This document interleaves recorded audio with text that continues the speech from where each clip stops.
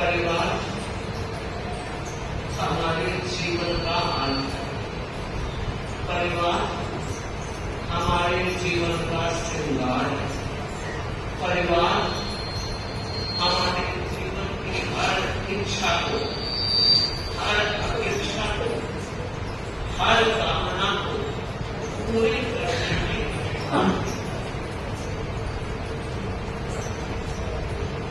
परिवार के साथ, परिवार के बीच हम कोई व्यक्ति अकेला नहीं रह सकता है।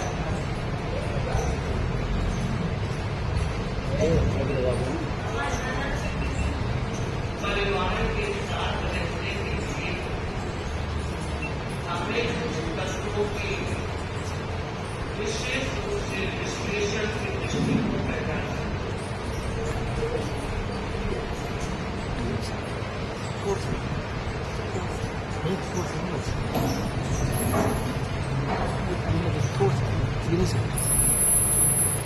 कोई भी व्यक्ति अगर अपने परिवार खुशहाली और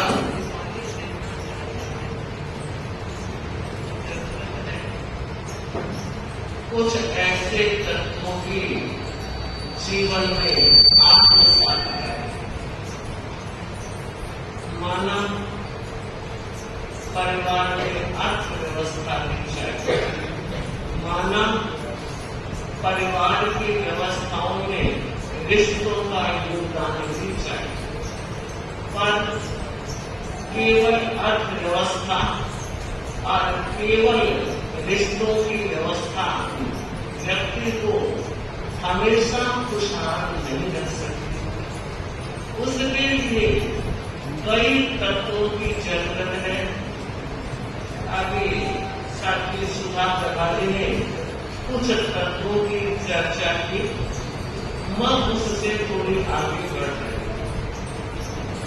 पहली बात, हर व्यक्ति की अगर सोच सकारात्मक होगी वह भी खुश रहेगा और उससे परिवार भी खुश रहेगा। आप सब जानते हैं एक पेड़ से लाखों माचिस की तिल्लियां बन सकती है। एक पेड़ से लाखों माचिस की तिल्लियां बन सकती है, मगर लाखों पेड़ जलाने में एक तीली का, लाखों पेड़ जलाने में एक तीली का। ठीक यही अगर हमारे जीवन में नकारात्मक सोच की एक तीली है, अगर शक और संदेह की एक तीली है, तो पूरे रिश्ते को बेकार कर। इसलिए पहली जरूरत है कि हम जिसके साथ जीवन यापन कर रहे हैं, जिंदगी के सफर को सुहाना बनाना चाह रहे हैं, तो हमारा विश्वास मजबूत होना चाहिए। अगर विश्वास नहीं है तो जगह जगह नहीं, कदम कदम पर आप अटक जाओगे। कदम कदम पर भटकाने वाले लोगों की कमी नहीं है, वो आपकी आनंद भरी जिंदगी को देखना ही पसंद नहीं करते हैं। ऐसे लोग भी इस दुनिया में है, उनसे सावधान रहना है और अपने रिश्ते के प्रति इतना विश्वास हो कि कोई आपको कहे यार मैंने तेरी पत्नी को वहां बात करके हंसते हुए देखा, तो आप तत्काल नहीं कहेंगे, हो सकता है खड़ी होगी बात करने से क्या फर्क पड़ता। अगर संदेह ने जन्म ले लिया तो पूरी जिंदगी बेकार हो जाएगी। इसलिए पहली जरूरत है, जिंदा वह है जिसकी आस जिंदा है।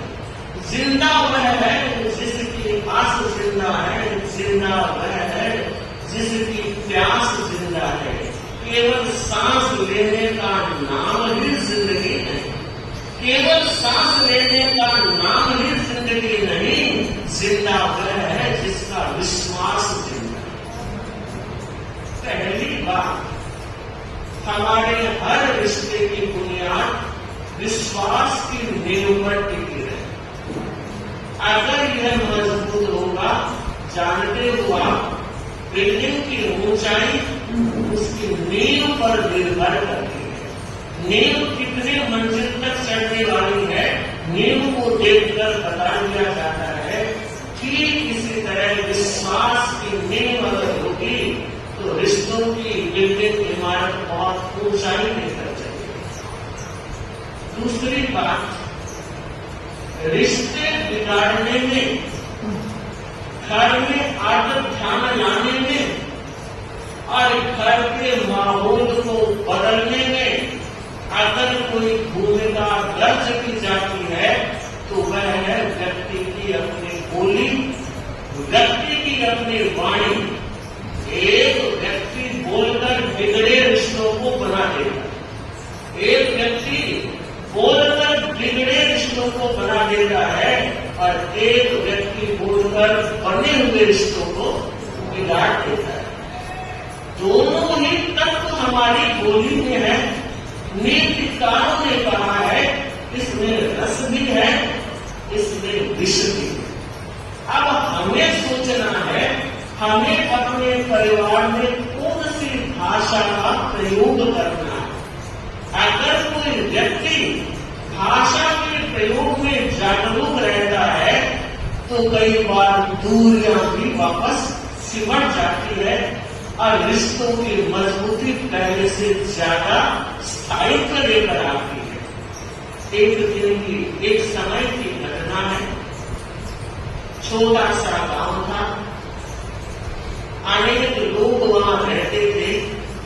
वणिक लोग 4-5 ही परिवार थे, उनकी अपनी दुकानें थी, बाकी जमीन जायदाद किसान लोगों का अच्छा वर्चस्व था। 3 साल तक लगातार बरसात ने अपना रंग नहीं समाया। इस वर्ष नहीं तो उस वर्ष होगी, इस वर्ष नहीं तो उस वर्ष होगी। इस आशा में उन बड़ों ने 3 साल निकाले और आखिर स्थिति यह बनी कि अब तो चलने वाला नहीं है। तो एक सेठ ने निर्णय किया अब बाहर चलना होगा और कोई दूसरा धंधा देखना होगा। अपनी पत्नी से कहा कि भगवान बाहर जाना होगा कमाई के लिए, मन में संकोच हो रहा है, तुम अकेली बच्चों को कैसे संभालोगी। पत्नी ने कहा आपने मेरे मन की बात कही, मैं कहना चाहती थी पर संकोच हो रहा था। जब आपने कह ही दी तो मैं बताना चाहती हूँ आप परिवार की चिंता से मुक्त रहिए। मैं कुछ समय के लिए बच्चों को संभाल दूंगी और घर में जो व्यवस्था है उस व्यवस्था के साथ आगे बढ़ जाऊंगी। आप जरूर जाइए और कमाई करके लेकर आएंगे तो हमारे लिए ही होगा, हमारे ही काम आएगी। आप आराम से जाइए, तो आखिर मेरी व्यवस्था कर दो। उस रास्ते में खाने के भोजन की व्यवस्था सेठ अमी ने की। तभी एक पड़ोसी आया और कहा सेठ की आज इधर की तैयारी हो रही है क्योंकि आज का जमाना शायद पैसे के सिवाय आपको कुछ ना ले जाना पड़े। रास्ते में बहुत व्यवस्थाएं मिल जाएगी मगर वह जमाना जब रास्ते में होटल नहीं होते थे, कोई रेस्टोरेंट नहीं होते थे, ढाबे नहीं होते थे, व्यक्ति घर से ही सामान लेकर जाता। तो सेठ ने कहा लंबे सफर की तैयारी, तुम जानते हो मोहन दुकानदारी बंद है, खर्चा रोज चाहिए। तो इस बात को आप सब अच्छी तरह से जानते हो। जो खर्चे प्रारंभ कर दिए उन्हें कम करना बहुत मुश्किल है। अगर आपका बच्चा पैदल जा रहा था स्कूल और आपने बर्थडे में गिफ्ट दे दी साइकिल पे जाने लगा और अगले बर्थडे पर स्कूटी दे दी और फिर दे दी गाड़ी दे दी। देना तो आसान था। अब आप कहे डॉक्टर को बेटा अब गाड़ी नहीं है तो स्कूटी और साइकिल से चला जाएगा तो जाएगा नहीं जाएगा। एक बार जो सुविधा दे दी जाती है उसे छोड़ना बड़ा मुश्किल होता है। ये बच्चे की बात मैंने कही, ये बात हर व्यक्ति पर लागू होती है। मोहन ने कहा, सेठ जी जो हालत आपकी हुई है, आप जा रहे हो, मुझे भी साथ ले चलो। उसने कहा, ना बाबा, हाथ जोड़े, तुम्हें साथ नहीं जा सकता। पत्नी ने सोचा कि 1 से 2 होने में सफर इतना आसान होता है, पराई धरती और पराई लोग से मनाई क्यों कर रहा है। आमने सामने घूमने का उस समय जमाना नहीं। पत्नी ने इशारे में बात कही, मुंगारा कर लो, 1 से 2 हो जाओगे, मैं भी निश्चित रहूंगी, कोई संवाद भी देने वाला होगा। सेठ ने सिर हिलाया। मोहन ने पूछा, सेठ मुझे बताओगे तो सही, क्यों नहीं जाना चाहते। तुमसे छुपी हुई बात नहीं है, तू खुद जानता है। तू कौन है? खीर में मूसड़ा। जिस किसी मीटिंग में अगर मोहन जी का आगमन हो गया तो सब कहेंगे जय जय। आज की मीटिंग पान होने वाली है, सब कुछ गोबर हो जाएगा। ऐसे लोग भी होते हैं तो बात बनाने वाले भी होते हैं। तो सेठ ने कहा, भाई तू बोलने का बड़ा, सच बात है, यहाँ तो सारे गांव के लोग तुझे जानते हैं, कोई बुरा नहीं मानता, किसकी आदत ही ऐसी है, बात में ठीक हो जाता है। लेकिन पराई धरती में ऐसा कोई जानता नहीं, तो मैं मुसीबत लेकर क्यों चलूं, खामखा परेशानी क्यों पैदा करूं, मुझे नहीं चाहिए, अकेला ही करना। तो मोहन ने कहा, बस इतनी सी बात है कि तेरे को इतनी सी लगती है कि एक काम करो सेठ जी, मैं कसम खा लेगा, जिसकी कहो कसम खा लूंगा, आपके इशारे के बिना होठ भी नहीं खोलूंगा, बात भी आप करना और मुझे जो करना है वो निर्देश भी आपने, आपकी हर आज्ञा निर्देश की पालना करूंगा, मुझे साथ लेकर चलो, मौन रह जाऊंगा। और अगर आपको विश्वास न हो तो यहीं से मेरे ऊपर पट्टी बांध, तेल लगा। और जब इतनी बात कही तो सेठ भी पिघल गया कि चलो पड़ोसी है, परिचित है, गांव का है, चलते। उसने भी तैयारी कर ली और दोनों रवाना हो गए। 3-4 दिन हो गए चलते हुए, अभी तक मंजिल नहीं आया। खाने की सामग्री समाप्त हो गई और एक वक्त ऐसा आया, पानी भी खत्म हो गया। बिना भोजन के 1-2 दिन चल सकता है, मगर बिना पानी के बहुत कठिनाई हो जाती है। सेठ सोहनलाल को बहुत प्यास लग गई और कहा, मोहन अब चला नहीं जाता, मैं इस वृक्ष के नीचे बैठकर तुम्हारी प्रतीक्षा करता हूं, तुम एक काम करो, ये लोटा ले जाओ, तुम भी पानी पीकर आ जाना और मेरे लिए एक लोटा पानी लेकर अभी जाना। और जैसे ही वो जाने लगा, सोहन ने कहा, मोहन ध्यान रखना, अकेला जा रहा, मैं साथ में नहीं हूं, गड़बड़ करके मत आ जाना। अरे सेठ थोड़ा सा विश्वास रखो, कुछ नहीं करो, बहुत जल्दी पानी लेकर आओ। चला गया। कुछ भी दूर जाने के तुरंत बाद देखा, एक कुएं पर एक महिला पानी निकाल, जाते ही उस महिला से कहता है, अरे मेरे बाप की औरत, एक लोटा पानी। आप सोचे पानी मिलेगा? वो ग्रामीण महिला हाथ में बाल्टी, वो भी लोहे की, प्लास्टिक की नहीं, आवाज देता रहता और सिर के देता, खून बहने लगा, धक्का देकर निकाल दिया। कुछ ही दूर आगे बढ़ा और दश खाकर गिर गया बेहोश। अब सोहन जी इंतजार कर रहे हैं, मोहन पानी लेकर आएगा। कुछ वक्त व्यतीत हो जाने के बाद सेठ ने सोचा, किन्हीं पराए पद चिन्हों से, किन्हीं पराए पद चिन्हों से पालन जीवन पथ होता है, अपने ही आदर्शों द्वारा वाणित जीवन रथ होता है। खुद गए न स्वर्ग ज्ञान। सेठ जी चले, कुछ ही दूर पर कुआं मिल गया। एक महिला पानी भी निकाल रही थी। जाते ही सेठ सोनलाल ने कहा, माँ, एक प्यासा परदेशी आया है, पानी की मेहरबानी करोगी? माँ, कितना प्यारा शब्द। माँ तेरी गोदी से बढ़कर महल कहाँ है? माँ तेरी गोदी से बढ़कर महल कहाँ है? लाखों महल खड़े हैं, माँ की गोद जहाँ है, लाखों महल खड़े हैं, माँ की गोद जहाँ। बच्चे को एक माँ की गोदी मिल जाए, उसे दुनिया भर की दौलत मिल जाए। उसने बड़े प्यार से पानी पिलाया। आज से ने कहा, माँ मेहरबानी करो तो एक लोटा पानी मैं साथ लेकर जाना चाहता हूँ, एक मेरा साथी भी प्यासा।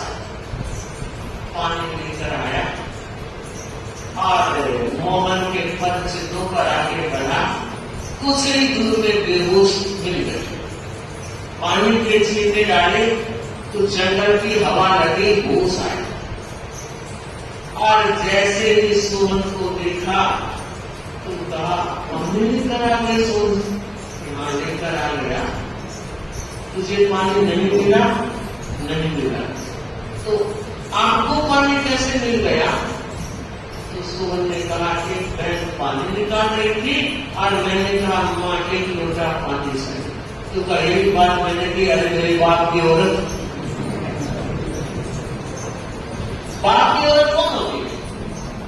माँ ही तो होती है। मगर देखिए, कहने कहने का ढंग।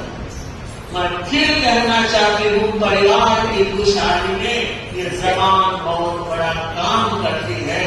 इसलिए जरूरत है कि हम सोच कर बोले, विचार कर बोले, मधुर बोले, तोल तोल कर बोले, क्योंकि वचन रतन मुख बोल है। वचन रतन मुख बोल है, होठ कपाट जड़ाए, समझ समझ हरफ काटिए, मन परवश पड़ जाए। अगर परिवार के वातावरण को सही रखना है, बच्चों के साथ, माँ पिता के साथ, भाई बहन के साथ, ननद भाभी के साथ, देवरानी जेठानी के साथ, ये सारे रिश्तों की जड़ जबान है। अगर जबान पे लगाम बनेगी तो रिश्तों की मधुरता में कमी नहीं आएगी। तो आज एक सूत्र लेकर जाएंगे, गांठ लगाकर जाएंगे। अगर मुझे अपने परिवार में खुशहाली के दर्शन, मुझे अपने परिवार के हर सदस्य के चेहरे पर खुशहाली नजर आनी चाहिए, तो पहली बात है आप बोलने का ध्यान रखें। वही बात घुटन भर देती है, घुटन भर देती है, और वो भी बात व्यक्ति को मन हर मौसम भी दे देती है। इसलिए जरूरी है, आवश्यकता है कि हम वाणी पर ध्यान रखें, संयम रखें, तो बहुत बड़ी साधना भी होगी, कर्म का बंध भी हल्का होगा, और साथ ही साथ परिवार में भी खुशहाली बनी रहेगी। ऐसे अनेक तत्व हो सकते हैं, पर जरूरत है, अपेक्षा है, व्यक्ति इन तत्वों को आत्मसात करने के संकल्प को चलाए। वरना रोज सुनेंगे, रोज सुन रहे हैं, रोज सुनते भी रहेंगे, सुना भी है, सुन भी रहे हैं और सुनते रहेंगे। बदलाव तभी आएगा जब इन सूत्रों को जीवन की दिशा में जोड़ना होगा और जीवन की दशा को बदलना होगा। तो मेरी मंगल कामना आप और हम सब अपने जीवन को खुशहाली के उस दौर से गुजारने के लिए एक एक सूत्र की साधना करें और आगे बढ़ें। आज तपस्या की तपस्वी बहन पूजा 28 तक लेकर आई है और उसकी 28 जैसा कि आपको ज्ञात है, हर 28 और 28 से ऊपर की तपस्या में एक तप अनुमोदना अविद्यानामन्तस्तिमिरमिहिरद्वीपनगिरे